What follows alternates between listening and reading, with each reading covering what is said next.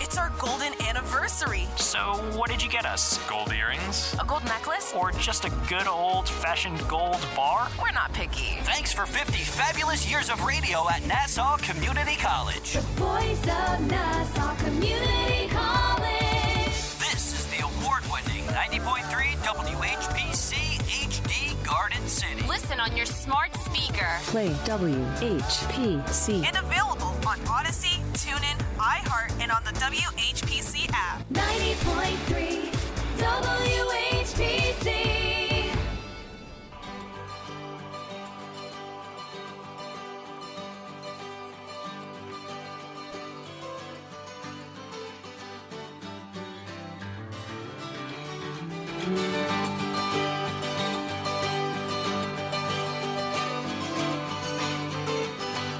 .3 WHPC, the voice of Nassau Community College. Welcome to another edition of From the Press Box here every Monday, 9 a.m. to 10 a.m. It becomes a podcast on Spreaker and nccradio.org and all the rest of the places you find podcasts later on in the day. And my name is Rob Leonard, and joining me is award-winning sports writer, and yes, my brother, Tim Leonard. Hello, brother. How are you? Good morning, brother. How are you? I am outstanding. That was zero. I love it when you listen to me, brother. When I say before the show, play some good music, and you throw some Zebra out there and made everybody happy. I always play good music, brother. Everybody's happy when they hear some Zebra. You're prejudiced against good music sometimes, though, brother. You know it's no. You know if it's not the alarm, you get angry. You play the Hawaii 5-0 theme song. That's one of the greatest songs ever. Or I don't know. You know, what did you play last week? Go back to the Zebra. Go back to the Zebra. Go back to the Zebra. There we go. Okay. My man Randy Jackson.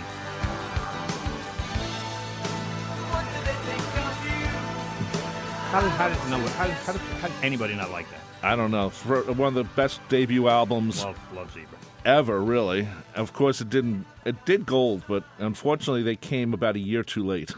Music was about to change, and they were like the old generation. They weren't a metal generation. They were a great band. Well, Randy Jackson was actually playing pandemic concerts on Facebook during. He did a ton COVID. of stuff. He was on for a while every week. Yeah, and it was great. Weekly shows. It was what awesome. I love about him is he'll play the 12-string, and it doesn't bother him. I know you've never played a 12-string guitar. I have. It's really hard. Yeah, Mike Peters does that too. When I know you're a professional guitar player, brother, you get used to doing stuff I like know that. I did say when fingers toughen up, and when we saw Mike Peters at Electric Lady, my brother takes me for my birthday, even though I really wouldn't want to see Mike Peters. But he best gift ever. Man, I wouldn't say that. Best gift ever. But it was at the Electric Lady Studios where Jimi Hendrix had built it, and exactly. He didn't really record a lot there, but he did build it. And the best gig, a block from my apartment. Block from your apartment, and love that. It was so hot that day. I put on powder to absorb the heat, that doesn't work. and it clumped up into like cakes off my body when I took off my shirt. But anyway, Zebra's playing not this week, but June 25th at the Gramercy in New York City, Gramercy Theater. So thinking about it. So I can't go, but I would love to go. Thinking about it. I'll be in the city. I'll just be other places. So. But you're a mover and shaker, brother. What? You're a mover and a shaker. I like to think so. And they're not playing a lot in the area. Randy's playing a lot of solo shows in the area, but unfortunately Zebra is not. But they usually do one show a year at Westbury. So yes, hopefully that happens later on. I like to see them. I wish they put out more records. They haven't put out a record in a long time. So though Randy did a Beatles cover, so. He's a big Beatles guy. You should have him on Beatles songs. I wanted to. He sent me the record, but then I said, I want to have you on the show, and he never showed up. Partly because I want him to show up live, and he plays Fridays. Fridays is a lot of times was his playing date. Right. So if he wants to make money or be on my show, he's going to make money. Anyway, we talk sports every Monday. By the way, we're going to be talking with George Falkowski. He is the author of Meet Me at the Bat, a personal account of different Yankee games that he's been to and some personal stories that involve going to those games. And it has funny bits. And, I've known George for a long time, and I see some of very much the humor in it. So I said, George, we have to have him on the show to talk about this book. It's an interesting book, brother, because here he is these games he's talking about, most of them aren't like famous games. But he was got these games. He kept detailed scorecards, which not everyone does anymore. I do. I do too, but not everyone does. And also, the thing I'm going to talk about, you don't really get tickets anymore. You get the card off the thing on the... You just show your phone. That's basically it. Right. Or you can print it out on a regular piece of paper. Which is not the same. Getting an actual ticket is a rare thing these days. That's not right. They got to change that. Anyway, bro, let's start off with the New York Yankees. They have won 11 of their last 12. They beat up on the Cubbies over the weekend. They scored 18 runs. They legitimately humiliated the Cubs this on weekend. Sunday. It was almost unpleasant to watch, brother. 28 runs for the weekend? Is that right? Oh, yep. Wow. 18 yesterday. Wow. 8-0 on Saturday, and a 2-1, a 13-inning game, brother, on Friday night. Wow. I'm pretty sure that's the longest game in the major leagues this season. Because how many times do you see a 13-inning game anymore? Because it's usually somebody scores in the 10th or the 11th at the latest, but 13 innings. Right. So that's a rarity. Good. I'm glad. I like longer games. I think they help the game. I don't They like. still started with that guy in second base. I still don't like. That's the fact that nobody could score for 4 innings until the Yankees finally got a home run. It wasn't actually no, it wasn't a home run. It was a single. Do they do it for 2-1. each inning, or is it just the 10th? Yeah, no. It's every inning you start with the guy on second base, so somebody should score. That's drunk softball rules. Well, Well, I'm drunk and I'll go to second base and I'll run from there. That's basically what they're doing in Major League Baseball. I can tell you played in a lot of serious leagues in your life. Hey, I played a lot of softball. I worked at Cajo. We had a team there, and we used to play a lot of people. And the other team would always happen to play us, and they'd have to show how big they were by getting really drunk. Right. And then they'd go to second base and run from there. Well, one time I'll quickly tell this story. I never told you the story. One time I'm playing first base, and this team is beating us up in New Hyde Park, one of the parks over there. And they were like laughing at us at the same time. So we used to have the Lucky the Duck. That was our mascot. And I grabbed the feet of Lucky the Duck because she stopped being Lucky the Duck after the 4th inning. And I started. This wasn't a live duck, was it? No. Well, how do I know that? It's a mascot. It says a station mascot. Well, how do I know it's not a live thing? Because a mascot can be a live thing. Because radio stations don't have live How ducks would or I know? dogs. How Because would they anybody don't. know? Because you work in radio. I'm asking you the question because that's what I want to know. Because people listening to this, hearing that you're grabbing a duck by the feet, and they don't know if it's alive or not. But I said the mascot, so it's got to be. A mascot can be a live thing. Not in radio. They'd have to take care of it. The Yankees last season had a mascot that was a turtle. It was very much alive. Was it a turtle? Yes. It wasn't one of those things with the uniform. It was a turtle. It was like a mascot that they have on ESPN. They donated it to a zoo. Oh, Jesus. Continue your story, brother. So anyway, I go with the not alive duck. Yes, the mascot, the one who dresses up in like Mr. Met.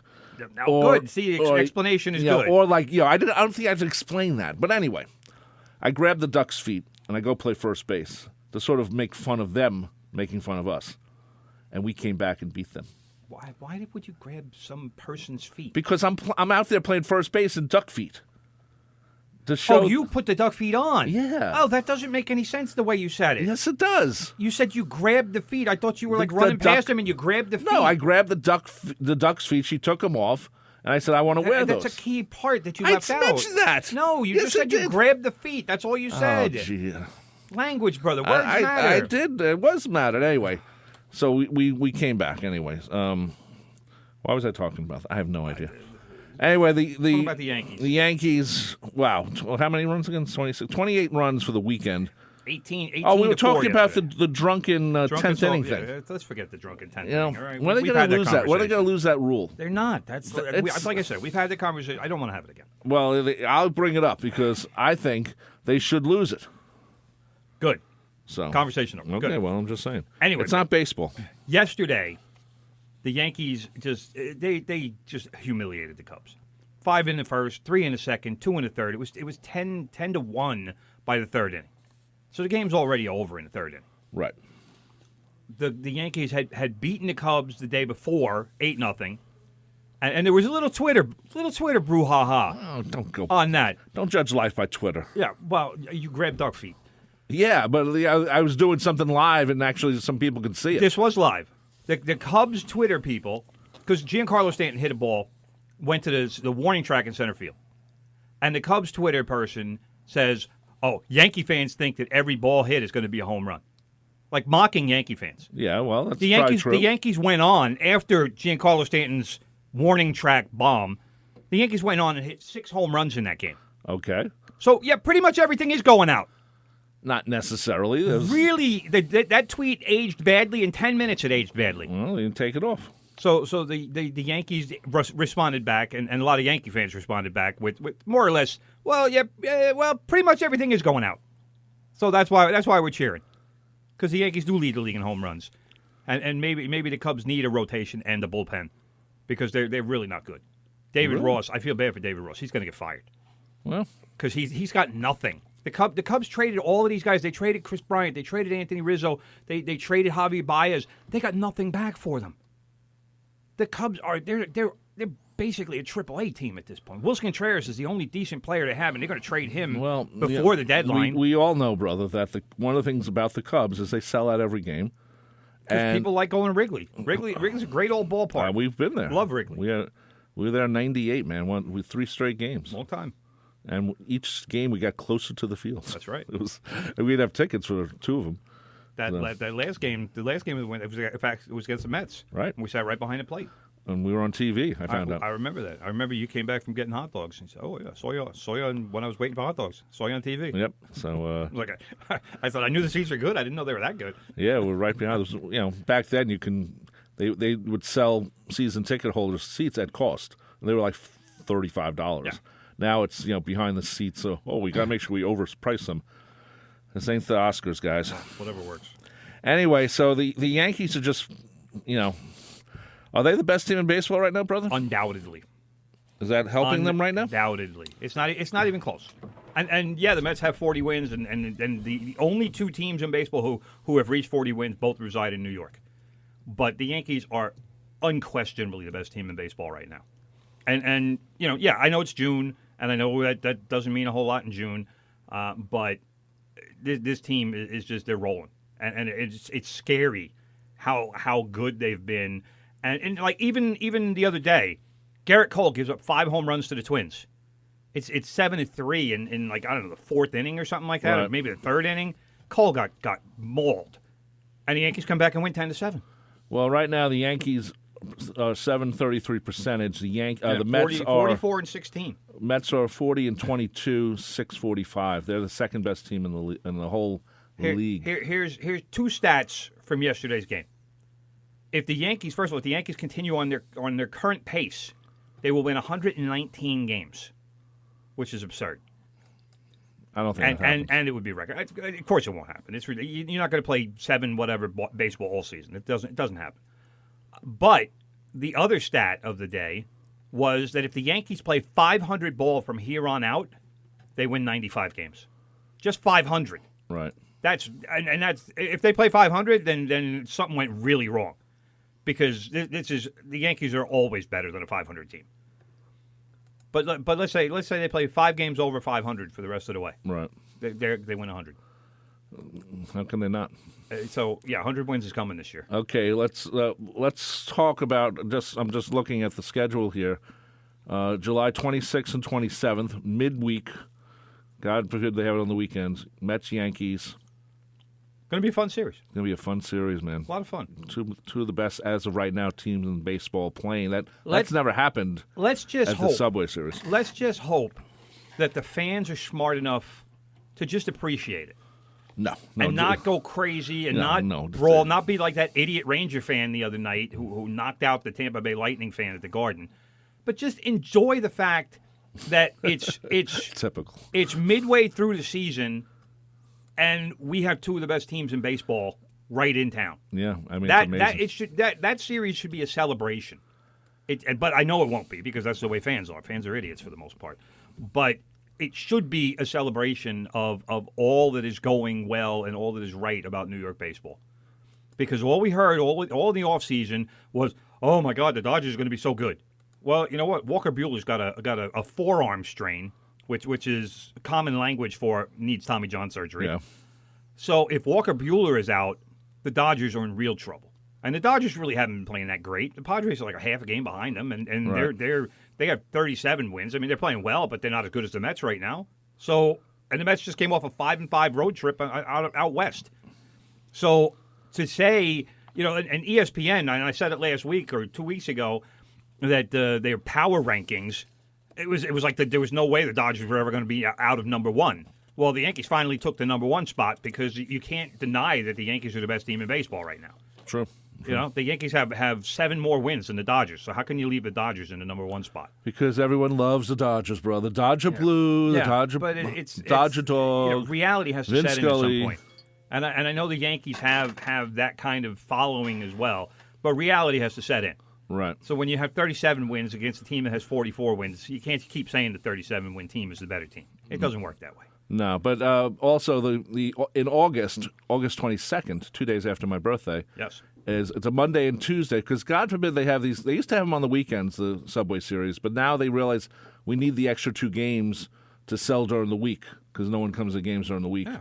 So we'll put it, Monday, Tuesday, Wednesday. Which one is that? Is that at City or is that at Yankee? That's at Yankee Stadium. We should go. We should get press pass for that. Well, we should. After the show. Well, Paul O'Neill night is the day before, the 21st. Nice. You got a 21 jersey. Paulie. He's retiring. Well, you get a commemorative No, ticket. he retired already. Oh, anyway, well they're honoring him. I think they're they're honoring. retiring his number. Yeah, of course, his book is coming out, or is out. Jack Curry and him wrote Yes. that. We have to get Jack on the show. Warrior. We've had him on before. Yes. We'll so- get him on. So anyway, so the Yankees are doing what they're supposed to be doing, very quietly, it seems. And the Mets are doing it quietly, too, in a sense, because Well, I do want to mention, brother. no one expected before you this switch good. gears here. I'm to the Mets. switching gears, you Yeah, know that. And I know you're switching gears. But Matt Carpenter, brother, less than a month ago, the guy was in the minor leagues. right? Guy who played for the Cardinals forever, all-star caliber player. Everybody thought he was at the end of his career. He was playing AAA baseball for the Texas Rangers. And the Yankees signed him. He had an opt-out in his contract. Yankees needed him because Stanton was hurt and Donaldson was hurt. So they signed Matt Carpenter. Well, Matt Carpenter had 7 RBIs yesterday. That's pretty good. Two home runs. He became the first Yankees player to hit 6 home runs in his first 10 games, and became the second major leaguer to have 6 homers among his first 7 hits with a team. That's after Colorado's Trevor Story in 2016. So, just absurd. Matt Carpenter's career was over. And brother, he has the Mattingly mustache, Oh yeah. which you don't see with the Yankees. He's got the Mattingly. Oh. In fact, he gave credit to Mattingly. He said because apparently that. Carpenter was a Yankee fan growing up, Wow, who is it? and he said after because he had the big beard and everything. He was one of those guys. Yeah. One of those guys with that ratty beard, gross. Like I grew up. But so he had a shave. So he said, "Oh, doing a Donnie with the mustache." That's what he said. He's doing a Donnie. Right. And then he's got a mustache kind of like Nestor. Yeah, a little Nestor bit. Cortez. Yeah, not as All-Star good. game started. I gotta say, this is a good 1980s Yankee mustache. Exactly. So, but then, and the other thing I wanted to point out, besides the 6 solo home runs, like I said, in the 8-0 win, Jordan Montgomery on Saturday was phenomenal, and I'll tell you why he was phenomenal. In that 2-1, the 13-inning game, Right. the bullpen had to pitch 7 innings in that game. Luis Severino went 6, he struck out 10, and then the bullpen went the rest of the way, 7 innings. The game before that was the 10-7 game that I mentioned where Cole gave up 5 home runs. Well, the bullpen had to pitch 6 2/3 in that game. So in the course of 2 days, the bullpen went 13 2/3 innings. That's a lot. That's a lot. Montgomery, the third day, the 8-0 game, went 7 innings, 7 scoreless innings. Phenomenal. Jordan Montgomery doesn't get enough credit for being a really good pitcher. And on Saturday, that was a massive effort because all the Yankees needed for the rest of the game, 2 bullpen guys. And Right. they had a big enough lead with all the home runs that they hit that it was like, all right, fine, whoever wants to pitch, go ahead, pitch. We're good. We can rest everybody tonight. All of our main guys, everybody take a break. Don't throw, don't do anything. Just hang out. Perfect. That's what you need. That is a big outing when a pitcher can come in and do that and give you that kind of length and save your bullpen and give them the night off that they so desperately need. Great job by Jordan Montgomery. Got to say the Yankees are doing well. Let's quickly talk about the Mets before we get to George Falkowski to talk about his book, Meet Me at the Bat. They are the only team in the National League right now with 40 wins. That's correct, brother. They didn't do as good as they should have on the West Coast trip. No, stop. 5-5. Stop. Why? Stop. What? First of all, it's a West Coast trip. So? No, the East Coast teams don't do well on the West Coast. It doesn't happen. Well. Secondly, they're missing the two best pitchers. They still don't have DeGrom and they don't have Scherzer. So, This is a team that's putting it together. Team that's going they're, well. They're putting it together with Band-Aids at this point. Doesn't matter. The Band-Aids are holding. Well, stop. Let's tell me to stop. Let's stop. Let's stop with, I'm sorry. with we don't have our two best pitchers, but we should be winning 8 out of every 10 games. Come on, stop. I'll give you the great quote. Okay, Yankee fan who expects to win every game. Well, at right this now, the point, Yankees we'll have almost are winning. 700 for the rest of the season. When did I say that? You just said that. I said the opposite of that before. What are you talking about? I'm going to give you the Buck Showalter quote that I heard the other day. That was perfect for Met fans. Because the Met fans are always looking for doom and gloom, and they're always waiting for something bad to happen. Not us. Not Met fans. Because the Braves have now won 11 in a row. And the Mets are still 5.5 games ahead of the Braves.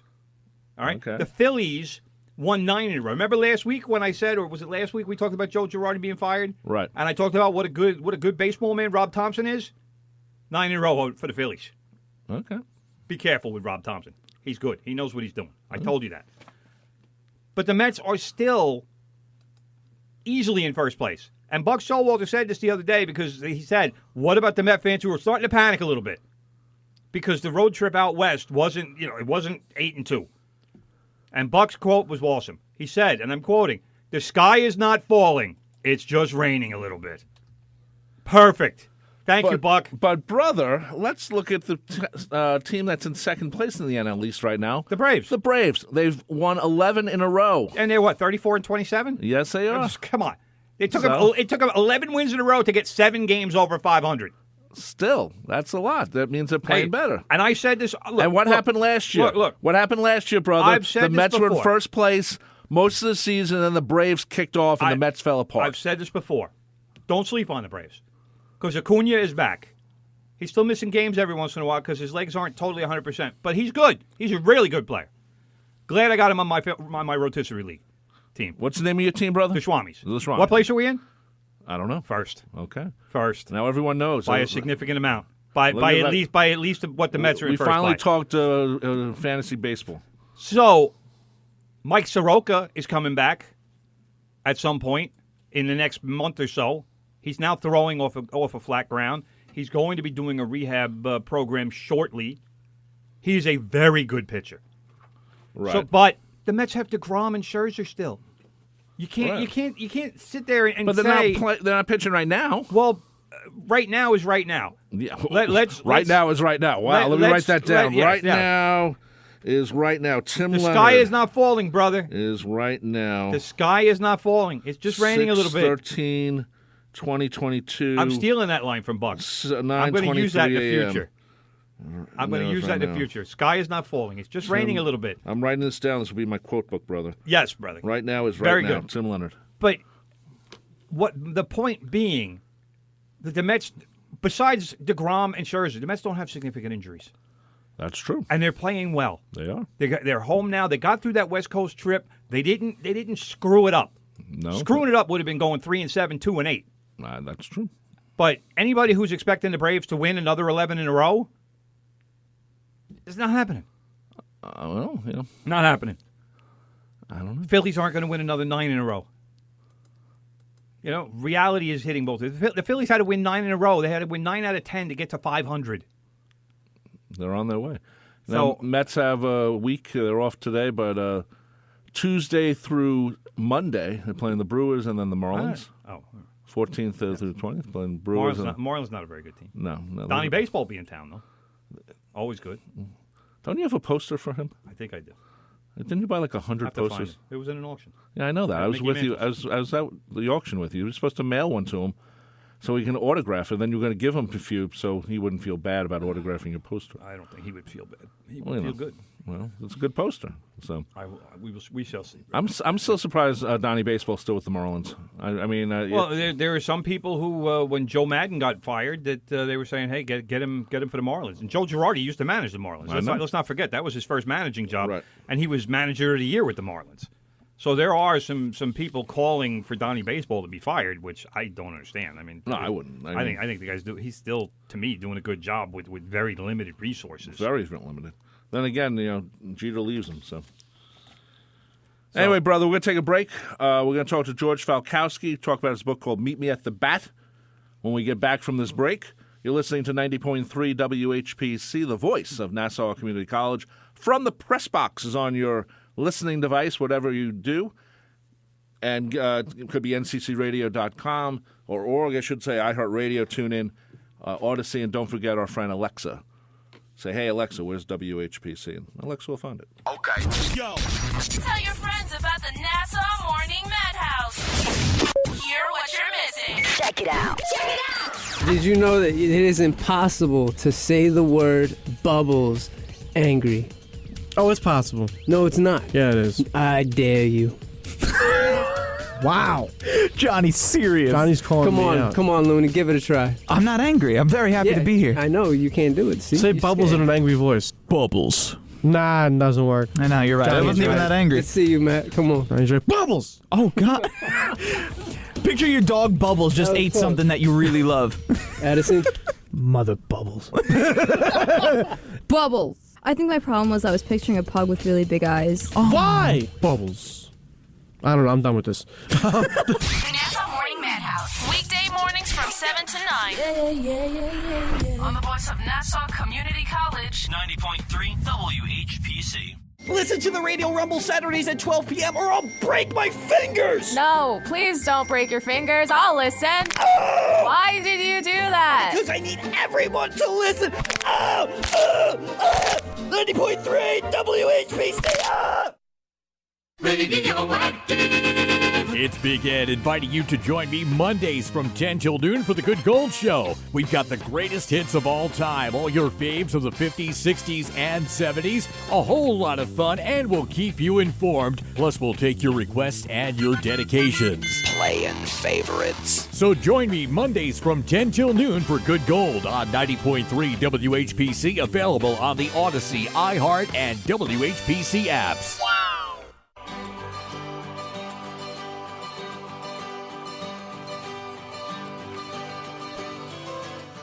90.3 WHPC, the voice of Nassau Community College. From the press box here every Monday, 9 a.m. to 10 a.m. I'm Rob Leonard.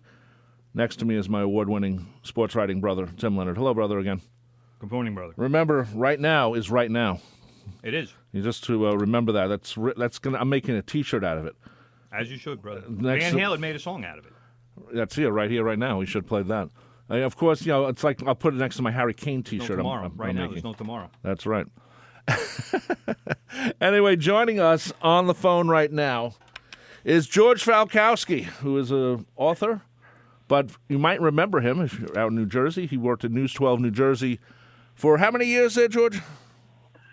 18. 18 years, and of course, we should say, News 12 has been getting rid of all their people. It's not just you. If you watch News 12 now, there's not a lot of reporters there. And no sports in Jersey, apparently. So that's, they don't think sports counts anymore. I don't know why. I don't think there's sports on New York 1 either. Yeah. Now that I'm thinking about it. news people in general don't think sports really counts until it kind of spills over past sports people. Say it's the Super Bowl, or it's LeBron, or it's Kobe, or it's the Super Bowl. Then they care, and then they send news people out to cover it. And that never really works out. And all they do is screw it up. Yeah, they don't know what they're talking you about. said it, not me. And I'll say it again. Of course, George recently was working on Chasing News for a couple of years, a show that was on Channel 9 here in New York. And I know George. I've known George for many years, but I first met George back when he was a producer at what used to be known as Sports Channel New York. Now it's That's right. called, I don't know, MSG Plus or whatever it's called. MSG2 plus something. Yeah. So, anyway, George, your book is called Meet Me at the Bat. Does it have a second subtitle? I always forget the subtitle stuff, but does it have a... Well, the subtitle, it's basically, I think you have to give it a subtitle these days. It's basically like a personal journey as seen through a pile of old Yankees ticket stubs. And I uncovered a padded envelope full of the stubs of all the games and events I went to in high school and college. Like, Mom threw everything else out, like the baseball cards that are worth millions and the comic books that are worth millions. Somehow all the ticket stubs stayed, and I found them, and I was going through it, and people have been pestering me for a long time to write a book, and I needed a theme, and all of a sudden there it was, all these great Yankee stubs from the 70s and 80s. And, those teams were just, bananas. The players that were on them were great. And I'm looking at the stubs, and I'm thinking, I was at the Pine Tar game, I was at the Reggie Bar game, I was at the World Series when Nettles went crazy. But as much as it is about the games and those tickets kind of opening doors to the stories, it's about the people I went to the games with or the things that happened in and around the games. Well, I think that's sort of the theme that would appeal to anybody. We should say it's a very personal journey through these games. Many stuff about you or what was going on in your life is also part of it. But it's an interesting look at these games. Some of them are known and some of them weren't that well known, but they're all connected because you went to go see them. And we also should say, brother, and it wasn't on purpose, but if it's called Meet Me at the Bat. They're all Yankee games, if I'm not mistaken. Well, yes. I mean, that's the whole idea. I had Mets and Nets and Devils and Rangers and Rutgers and Giants and Jets, but I really wanted to kind of give it a theme to kind of appeal to an audience. And I was a crazy Yankee fan. I mean, I spent my whole time either watching or listening or trying to find ways to go back and go see more games. And so that was the theme of it. I figured a Yankee team was going to appeal to the most people. And it's done a pretty nice job so far. People love it, and the best part is you don't have to be a Yankee fan to sort of get your memories dusted off. You could have been a Mets fan, you could have been a Red Sox fan, you could have been Cubs, Pirates, Phillies. If you went to games with people you cared about, or you had memorable dates for whatever reason, or if there were crazy people at the ballpark and around the ballpark that you went to the most in your younger days with your family or like I said, people that were close to you, I think that's what it kind of triggers in a lot of people. And I've had some really good. I had one response from a Cleveland Indians fan that was especially hysterical, talking about his first girlfriend and how she didn't like baseball either. And I have a whole chapter on that. Well, I tried so hard to make her love baseball, and obviously it didn't work. Now, that's my next question. Some of these chapters involve taking a date to a Yankee game. Almost, it's a good test. It's a good test. It's like Paul Reiser. Was it Paul Reiser in Diner, who had the thing that I forget who it was who was being tested, but it was the movie. It was Diner. The movie Diner where his girlfriend or Baltimore Colts. Baltimore Colts, and then I thought the same thing. You're bringing your girls or your girlfriend to see how she might like a Yankee game, and it's like, oh, does she like the game or is she just liking it because I'm here? So I thought it was, looking back on it, I was actually vetting potential spouses. And you didn't even know it, probably. 16. You didn't know it, but the one that I keep thinking of, chapter 4 one, where it was my first true love. And if anybody in the audience remembers that first true love, and if you were a teenager, you truly think you're going to get married. I mean, it's just a matter of time. And I really thought if I got my first girlfriend to finally go to a Yankee game, and she would see the stadium, and it was a pennant race in '77, and she would see the uniforms and the excitement, and it was guaranteed that now we're set. We're just on the fast track at that point. And there's a critical moment, a crossroads, where it seems as if she's locked onto something. I'm not going to tell you what happened, but basically, let's just say we didn't get married. Obviously, if you call your first love and you're currently married to someone else, correct. Is your current wife a Yankee fan, by the way? She is a sports fan. Okay. We did. When I say current wife, I don't. Actually, but I don't mean you're going to lose her. By the way, just to let you know. Well, you never know. She's probably more of a hockey fan, which doesn't hurt in this house. My two kids are goalies, which is kind of cool. My son and daughter. But one of the first times we ever went out was actually the day they dedicated Mickey Mantle's monument at Yankee Stadium after he had passed away. And so there, I was doing it even then. So, you take them to the game. If they like the game, if they enjoy what you're doing, there's a shot. And there were some ones that worked out pretty well for a while and some that didn't, I guess it's more, but it's more than a dating log. That's the. That's true. I mean, but then again, I mean, it's a great way to see how your the girl you might date and who knows marry handles sports, because it's part of your life, obviously. And you have to have an understanding wife, especially to work in sports. Let's be honest. Tim was a sports writer. A lot of nights. A lot of nights in sports. Weekends, baby. Yep, nights in the weekend. So well, let's just say the first marriage didn't work out so well. Oh, okay. Well. So, but that's anybody who's worked in the business. A lot of people on the outside go, "Oh, you're living the dream," and in a sense, you are, because you're going to these games and you're getting to know these players, and it's fabulous. But it's not for everybody, and I don't want to compare yourself to a doctor, fireman, cop. But it's strange hours. You got to work long days, sometimes a late night, and then early the next morning. And after you've worked 7 or 8 or 10 days in a row, the last thing you want to do is go back to the city where you've been working the last 10 days. You want to sleep in, you want to do your laundry, and that doesn't always go over really well. So I've been on both sides of that. It's not an easy business for people who have a spouse or a loved one that doesn't understand that they don't play most baseball games at 2:00 in the afternoon on Wednesday. Right. So what can you do? Yeah. All you have to do is tell them, hey, deadline is 11 o'clock at night. So that pretty much tells you you're probably not getting out of there before 11:30, and you're probably not getting home before 12:30 or so. So yeah, that's the life. That's the business. Yeah, it is. So, but fortunately, there were a lot of moments that I remembered. And I also had I saved all my scorecards. When you literally could buy a scorecard for $1.50 at Yankee Stadium, right? And actually keep score, not buying a $15 Yankees magazine or whatever they're charging for it now. And so the scorecards helped. BaseballReference.com was a big help, filling in some blanks. But, there were some great memories. Like I said, I was at the Reggie Bar game, opening day in '78. I was at the Pine Tar game in '83. Playoffs in '78, very memorable, because that first game I went to was Game 3 in '78 against the Royals. And it was my first Yankees postseason game, and it was my 18th birthday. Oh, wow. Nice. By the way, that was the game where Munson hit the home run in the 8th inning to win the game. Yes. So it's just phenomenal stuff. That was a bomb. By the way, did you throw your Reggie bar on the field?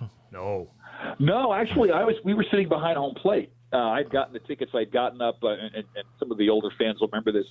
The tickets would go on sale the first Saturday in March, and you would literally get up at 4:00 in the morning and drive to the Bronx, and you were getting in line in that plaza in the dark. And people had been there since the night before with sleeping bags and lawn chairs. And I got 4 tickets behind home plate for opening day. Nice. So when Reggie hit the home run, which was technically it was his 4th consecutive home run at Yankee Stadium, going back to the 3 he hit in the World Series the previous October. Right. He was about at second base when the first Reggie bar came winging out of the upper deck on the third base side. And then, of course, hundreds and then thousands followed. And because we were under the screen, it made no sense to throw it. And they were raining down on us through the screen because people didn't have that quite Frisbee effect on the Reggie bar to get it out to the field. So we picked up 30 of them and brought them home. I still have the wrapper. It's pressed and inside my high school yearbook. So I still have my original Reggie bar, and I have a Reggie bar T-shirt that I bought a couple of years ago, nice. which is a great I think addition to any baseball fan's wardrobe. I happen to love the Reggie bar. I loved it. I like the Reggie bar a lot. I thought it was the hate for the Reggie bar was just unjustified.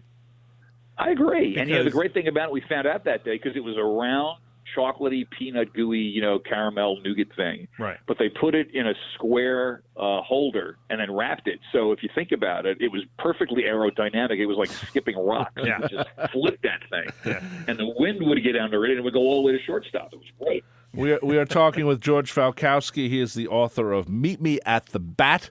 Available wherever books are sold, George, or was there anything? Amazon.com. Amazon.com. And that's a bargain at $14.95. And while we're talking, and I appreciate you guys choosing today for the interview, I think you'll make a really cool Father's Day gift. Of course. Either for yourself or for your dads.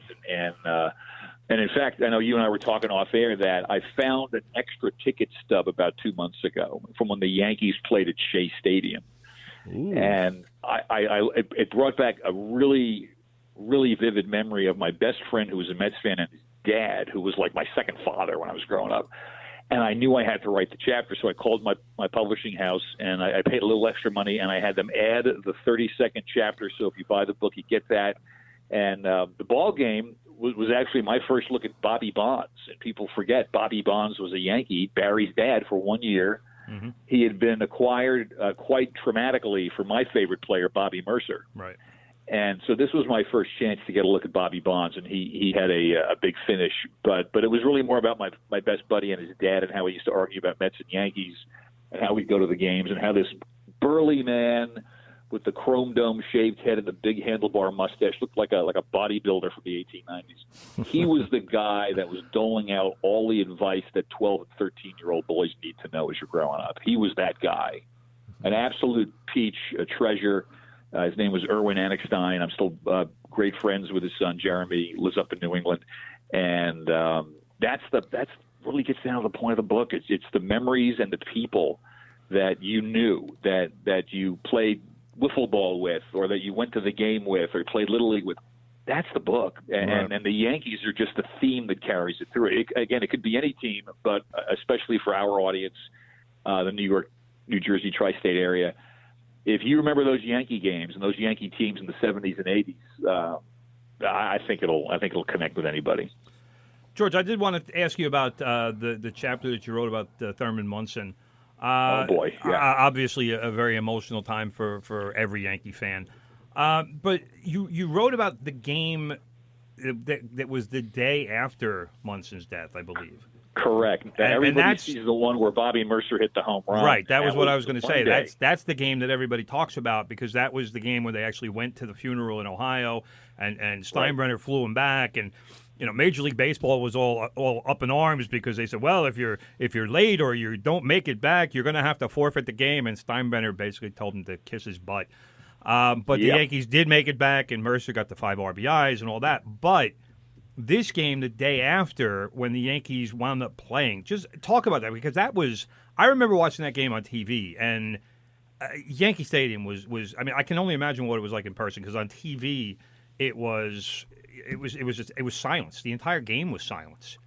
And it was like going to a wake with 51,000 of your closest friends. It really was, because and for a lot of us, I was 18 and a half at the time, and the biggest, I don't know, the biggest introduction you had to death as a kid was usually like one of your grandparents. I mean, it was rare if maybe you lost a classmate or something. But Munson had been part of my universe since 1970 when I went to my first game, and you just couldn't fathom the fact that he was gone. And you went there, and everybody was just walking around. It was very solemn. It was kind of a misty rain falling that night. And I remember how bad the Yankee fans tried to get back into the game. And I'll tell you what, I had never seen the game on TV, obviously, because I was there. Well, about 2 summers ago, there's a fellow on YouTube that puts up classic videos of sporting events, and I saw the opening like half an hour of the ceremony and when nobody came out to home plate for the anthem. And I'm glad it was like 7 in the morning and my family was asleep, because I was crying watching it. It all came back. And it's so hard to explain what it was like, because you kept thinking Thurman was just going to come out of the dugout and wave his cap and go, no, it was all a mistake. Sorry.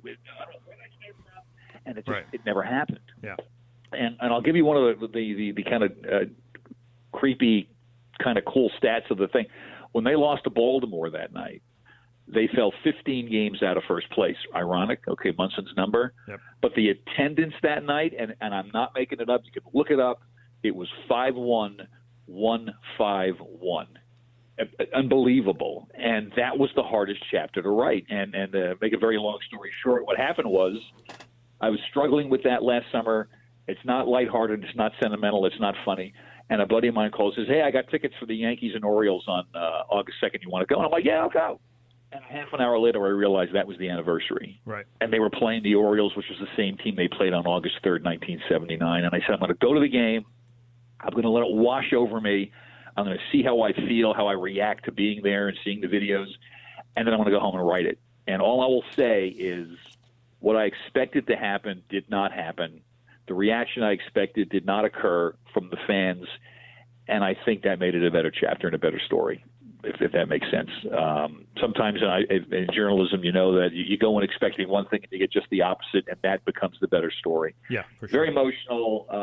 The hairs on my arm are going up now, even talking about it. It's crazy. It's, 43 years, and it still resonates. So, that one really got me. Munson is definitely a representation of a certain generation Yankee fan. I'm looking at the schedule from 1979. The August 2nd was like the only day off for like a month. Yeah, but they that's played why in Munson was in Chicago Ohio. on Wednesday. Right. Yeah, and the Yankees, of course, let Thurman fly home because they knew he wanted to be near his family, and they didn't want him to demand a trade to the Indians. But fans will remember, he upgraded from a Cessna, a prop plane, to a Learjet. And a lot of people thought that was way too much plane. And the next day, on his off day, he was practicing takeoffs and landings at the airport in Canton, Ohio. And I guess on one of the approaches, he clipped some wires, and that was it. The plane went down, and he was killed. And you still can't believe it. I mean, the guy was 32 years old. It's unfathomable. Do you think he should be in the Hall of Fame? I do, because a lot of really great players that didn't have full careers are Kirby Puckett is the guy we think of the most, who had to quit because of glaucoma. Right, and his and stats that would bring are up similar. Don Mattingly as well. So you got that, but Munson, MVP, All-Star, two-time World Champion, heart and soul player of the. He was the face of the Yankees in the '70s, and absolutely. And I think the push is on. And I think maybe the next time the Veterans Committee votes, he's got a real good shot. Well, I agree with you, and I know Timmy does too. I look at this as sort of like a Gil Hodges thing. You know, there's going to be a push for him, and eventually he's going to get in. And Gil Hodges, this year goes in too. So, it took a while, but they finally got him in, and his family's still around to see this. So, yeah. Well, I mean, and my other thing with Munson, and this is a part of the nomination process that often gets overlooked, is did the person dominate the position during their era? And for American League catchers, it was Fisk and Munson. There's nobody else. I mean, you can talk Pat Simmons if you want, but Fisk and Munson were the two. And Fisk Simmons really came of age in the early '80s. Yeah, but Fisk obviously benefited from playing 20 whatever years. I mean, the guy's counting numbers obviously are far superior, but he played how many more? He played at least twice as long as Munson did. Oh, of course he did. So, but if you look at it from that standpoint, I can't imagine why Munson's not in. Well, and the standards are changing, and while a lot of us don't like analytics, I think work to the advantage of players like Munson and Mattingly, who had great starts and were dominant, and then for whatever reason, Mattingly, of course, was a bad back, and Munson, of course, was the plane crash. I think those are two Yankees, the next two M&M boys to get in. I think both guys have a good shot. Good point. We're talking to George Falkowski. He is the author of Meet Me at the Bat. He is a 4-time Emmy winner, longtime News 12 sports journalist until they got rid of everyone. It's not his fault. Remember that. It was like, if you watch News 12, they wanted me to have, I think, just a regional channel. They're working on it. I know that. Anyway. Good luck with that. Yeah, good luck with that. Question. You've been to all three variations of Yankee Stadium. Yes. Give us the good and the bad points of each variation of Yankee Stadium. Well, looking back on, and I don't have a ticket stub for my first game in April 1970, but I do have the Daily News back page, something else my mother saved. There's a photo of that in the book. It's kind of cool. Right. And going to the original stadium, looking back now, it was almost like getting to go to the Roman Colosseum. I mean, that's the majestic stadium and the facade around the upper deck, and and the monuments on the field. And I'm lucky I got to go there for 4 years. The refurbished stadium, which of course gave us the bat, to which I'm referring to, right, in the title of the book, that's the one where for a lot of us, most of our memories are. Going in there and seeing Catfish Hunter and Reggie Jackson and Ron Guidry and then Gossage and Mattingly and Winfield. I've got a chapter about that Winfield-Mattingly batting race. I was at that game as well. That's the one that I think resonates the most with me and probably a lot of Yankee fans, and that's why I think this book will really strike to that heart of the matter. But the new park, I mean, it's like they built a mall and put a baseball stadium in the middle of it. And I call it a mall park because it kind of looks like the original, and it's kind of fun to go to, but it's way, way too expensive. And you know, the fact it still bothers me that they did so little to preserve of the old stadium. Even you know, I mean, there's a park right next door, and the diamond for the baseball field is in the exact location of the original Yankee Stadium infield. But all they did was basically sell off the body parts when the place closed, and they tore it down. And I just found some pictures on my Facebook feed, actually, of me walking past the old stadium to get to the new one, and it's really kind of sad. And so I'm not really a big fan of the new place. It's nice. I may be going to a game end of the month. A friend of mine got tickets. Great, let's go see the Yankees play. But I don't think you could ever hold a candle to the old one. And that's not me saying get off my lawn. I think that's just the truth. I think a lot of Yankee fans feel the same way. Yeah, I agree. Yeah, I'm not a fan of, what was it, Lon Frost and was it Levine? I don't know. The two of them. They should never have been consulted on the new ballpark. They should have actually gotten some fan input. I mean, there's actually standing room in Yankee Stadium. I mean, why? Yeah, and there's still some obstructed seats in the new Yankee Stadium. How'd that happen? How do you design a stadium like that in today's world? It's unbelievable. Yeah, it's hard to understand, but you know, it's still the Yankees. And when I go, you still walk along River Avenue when you're underneath the train tracks, and you walk past Stan's and Manny's, and that chunky McDonald's across the street is there. And, you know, and so there's a lot that's still there. But and I know I referred to it because I also added a chapter about the last game I saw at Yankee Stadium, which was in September of 2008. And I think the great part about that is that, you know, so many times in our lives we don't realize when it's the last time something is happening. The last time you're with somebody you really care about, say a grandparent or a parent. The last time you're with a girl you really loved, and then she's going to dump you, and you didn't realize it was the last time together. Or the last time you work at a great job, you know, you walk away, and then you're never going back. But when I went that night, I knew it was my last visit to the stadium, and I really spent time. The game was nice. That was background noise. I was just taking in all the senses and sights and sounds and smells of Yankee Stadium. I milked every minute of it because I knew it was my last trip and that the stadium was going to be gone. And when I drive to the new place or just drive down the Deegan, if I look to my left, I don't see the new place. I see the old one. So call it sentimental, call it whatever you want. But I guess getting back to your original question, that Yankee Stadium, the refurbished Yankee Stadium, is the one where most of my memories lie, and that's something I'll always have. Good point. We've been talking with George Falkowski, author of Meet Me at the Bat. Thanks for joining us, George. Some great stories. Good luck with the sales, and I know you're doing a signing at the Babe Ruth Museum down in Baltimore. If you can believe it, yeah. Nice. I've been invited down. When the Yankees are in town in late July, I think I got the Friday slot, 1 to 5, I think it is, before the first game of that series. Yankees are in Baltimore. So if any of your listeners are coming down for the series, the museum is like 2 blocks from Camden Yards. So roll over, say hi, be happy to sign a book for you. We got to get you, you're a Jersey guy. We got to get you a couple of Jersey signings, too. I'm telling you, let's go. Let's get cooking here.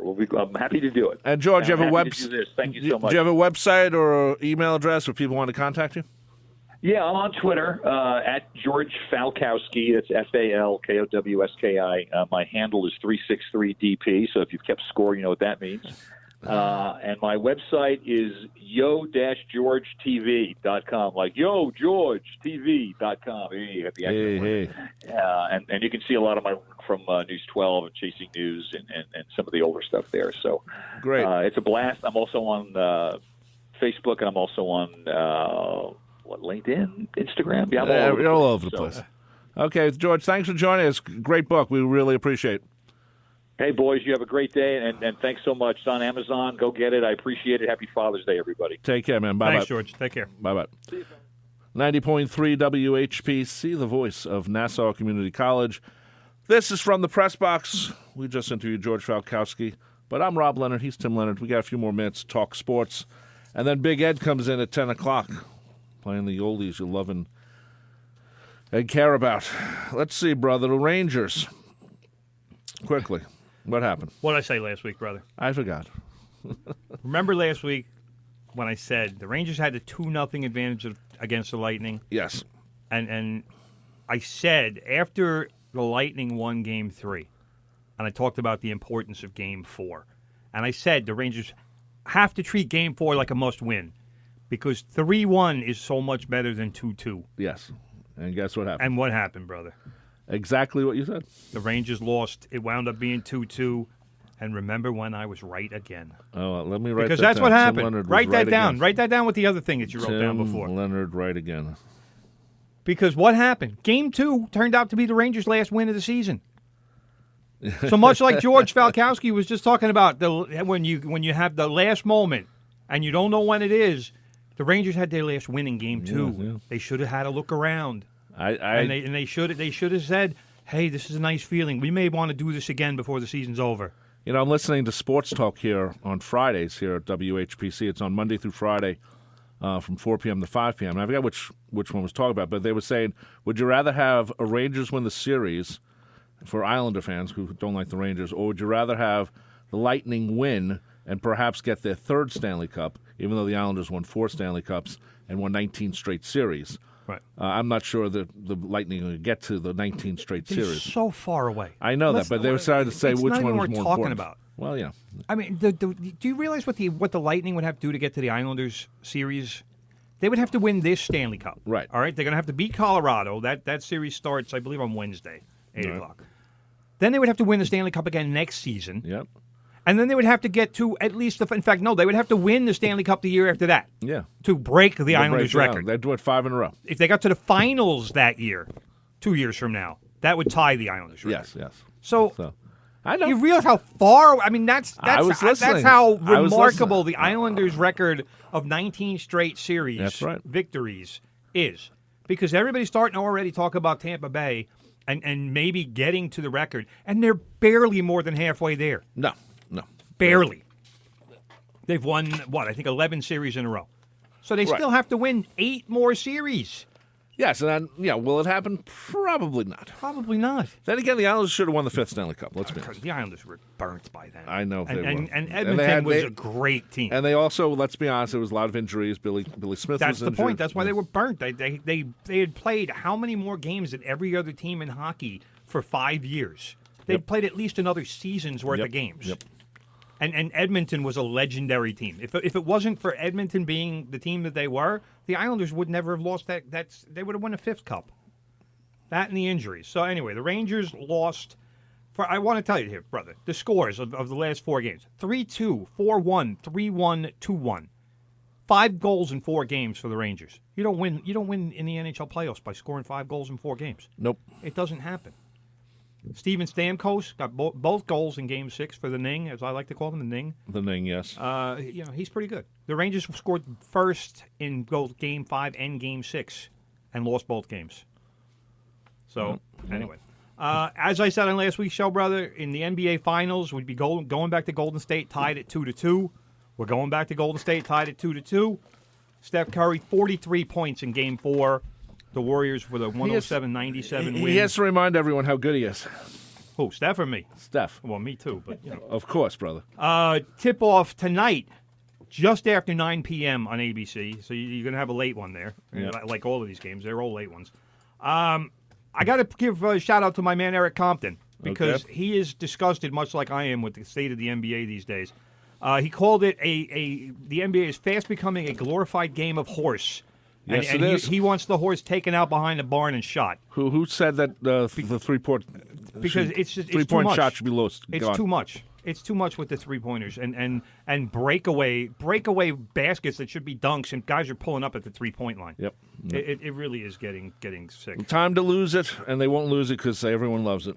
Well. Just a reminder, brother, the German Hit Parade every Tuesday at 5 p.m. Love that show. Join Uwe Riggers as he plays the songs and sounds of today and yesterday from many different parts of Germany, plus news of interest to the German-American community. That's the German Hit Parade every Tuesday at 5 p.m. right here on 90.3 WHPC. My name is Rob Leonard. You've been listening to From the Press Box. This will become a podcast later on. We're here every Monday, 9 a.m. to 10 p.m. live. Podcast later on Spreaker and all the other podcast services. That guy next to me is Tim Leonard. Coming up next is Big Ed Newlands playing the music you love called Good Gold, all the oldies. Thank you for listening. Take care, and bye-bye. The views expressed on air are not necessarily those of WHPC, its management, or Nassau Community College. Responsible opposing viewpoints will be considered by emailing them to whpc@ncc.edu or by mail at WHPC 1 Education Drive, Garden City, New York 11530. Thanks for listening to the voice of Nassau Community College, 90.3 WHPC.